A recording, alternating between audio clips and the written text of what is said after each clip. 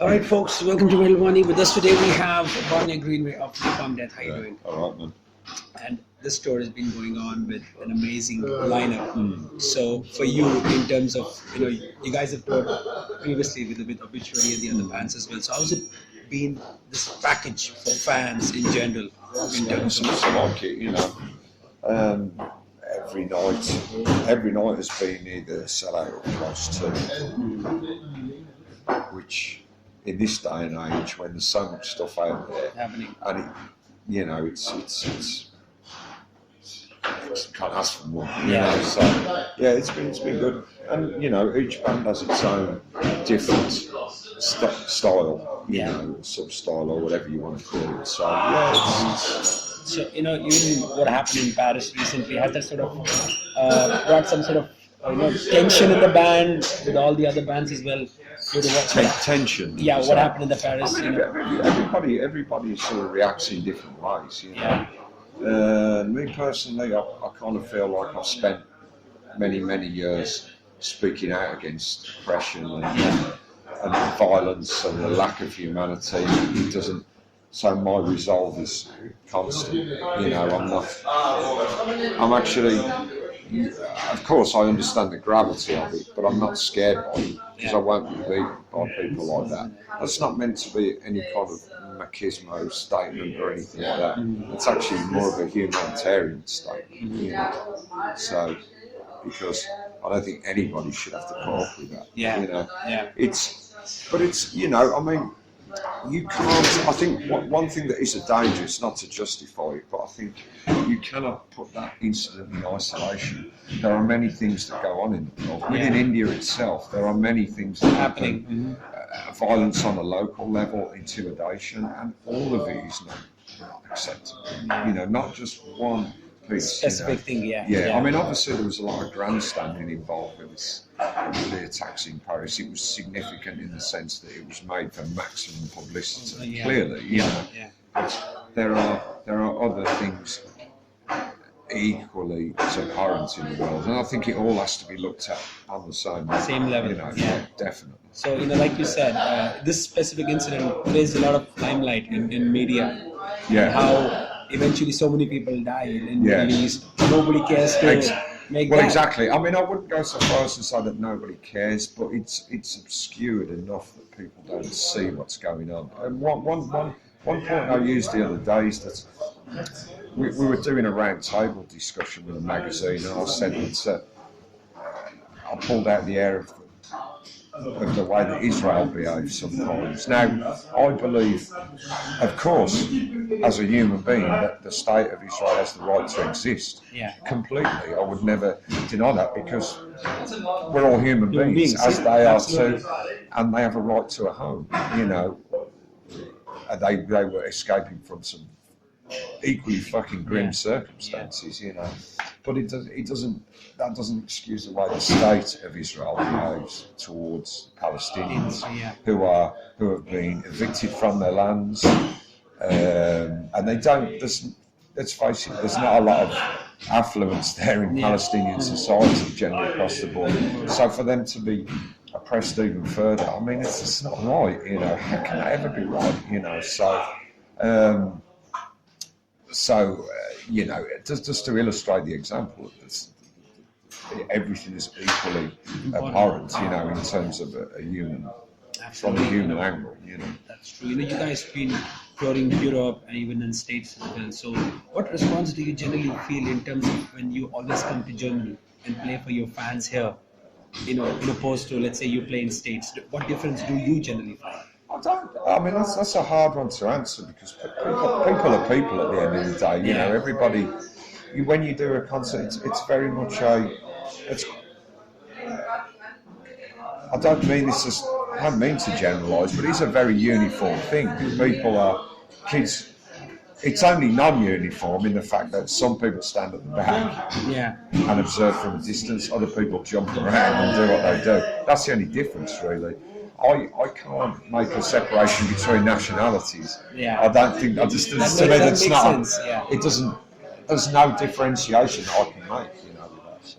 Absolutely. That even with Epic's Predator, as you took forward the concept of the Rana Plaza, which we discussed earlier as well. So, do Which you will be all? close to you, Yeah, being in because India, it's been to Bangladesh. Yeah. So in terms of when you come across such scenarios, is it something which you try to dig in and come up with, go in depth to find what's the root cause of it, so that you can express it through music? Absolutely, and also offer a solution, because if you can try and do that, it helps situations. I think, obviously, Napalm Death is only one small droplet in an ocean of many droplets, but somebody has to stand up and say something, and other people, of course, do something.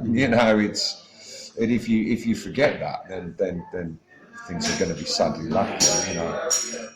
So yeah, that's what we try and do, and it is the annoying thing about it is it is something that can be changed, because it takes, in terms of Rana Plaza and other such things which never even got reported. And it was really crazy because it happened, and within a day or two, the limelight, it was no more in the gone. media. That was. See, I made that point when we made the album. I was asked about that several times. For such a major event to disappear off the agenda was shameful. I thought, and there's a twofold thing to it, really. I mean, first of all, the companies that set the agenda in terms of clothing, textiles, that industry, they need to stop endorsing these practices.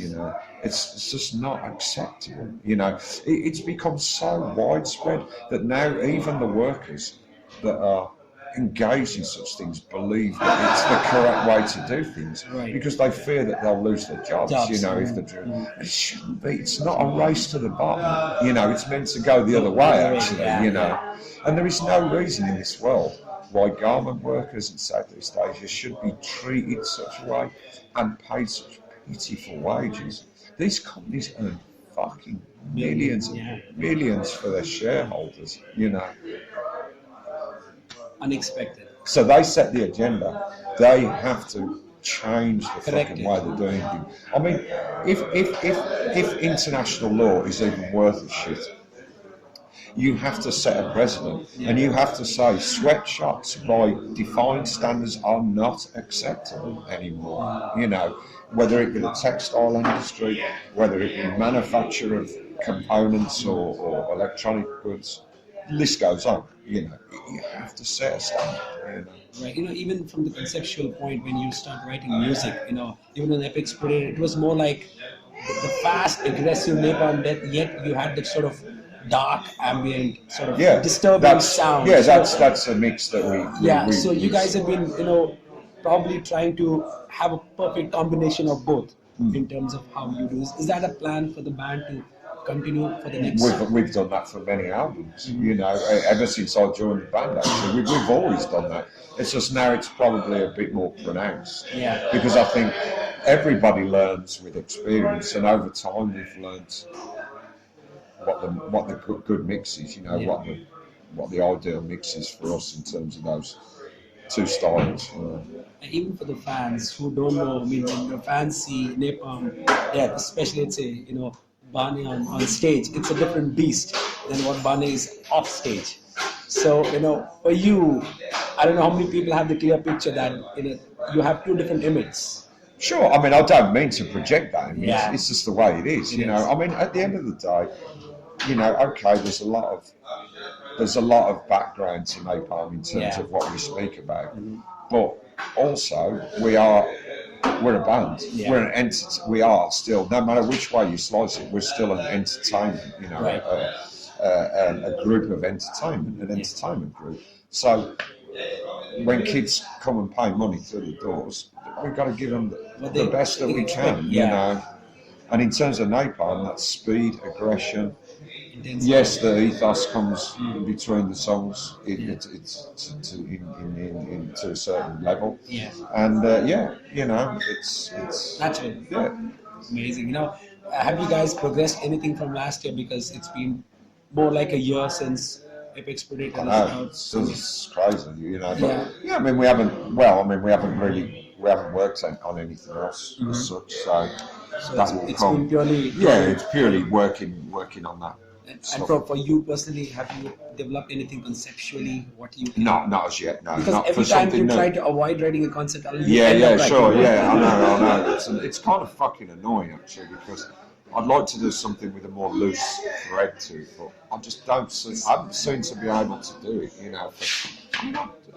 I spoke to Shane, like the bass player, about that a couple of albums ago. I'm like, you know what, man, we always do these fucking concept things, and I just want to do something that's a bit more loose, And he's like, yeah, fine, And then it never with happened. the concept album, yeah.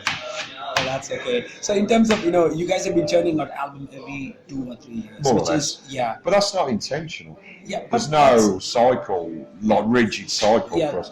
When it feels right, that's when we do it. Absolutely. In the sense that a lot of people, especially bands in general, who started way back in, let's say, 80s or early 90s, tend to play it safe in terms of releasing albums now due to the lack of sales. Yeah. But Napalm has been consistent. Yeah. More or less, more like, there's never been a big gap. But Yeah. It's always been, seamless. Yeah. So was that something which comes out naturally, or? Yeah, it's unintentional. Like I say, there's nothing intentional about it. We just do an album and we feel we're ready. Like we did, I think between Cody's Red and Smear Campaign was only a year, actually, a year and a half or something like that. So we have had these kind of deviations, but we put out so much stuff since we've been around that it seems sometimes like it's a chain, a very sort of distinct chain, but it isn't. It's just as and when we feel like it. This next year. I believe so. Yeah. So do you see, because maybe let's say 3 years, 4 years down the line, when there's no more Judas Priest, no more Maiden playing headlining festivals, which bands do you see taking the? Well, charge? that's a good question, because who is coming along now that's going to do that sort of thing? So what do you think? I think I can't answer that question. There's been quite a lot of concern about that actually, because these big festivals are obviously big money-making machines, and they need to consistently keep turning over, I suppose. I mean, you could say it's probably not for me to worry about, because no one's never going to headline on those festivals, but yeah, I mean, it's like, it's what it is. I'd like to see something that's a bit more adventurous, like that mixes genres and styles, much like the Ziget Festival in Hungary. Okay. I don't know if you were aware of that. It was like a 7 or 10 day festival. So all the different... and the amount of different genres of pop, rock, metal, noise, whatever, everything's mixed in. The metal festivals, don't get me wrong, they're fun and stuff, but such a bit, within themselves, they're a bit one-dimensional, So and for me, metal doesn't mean,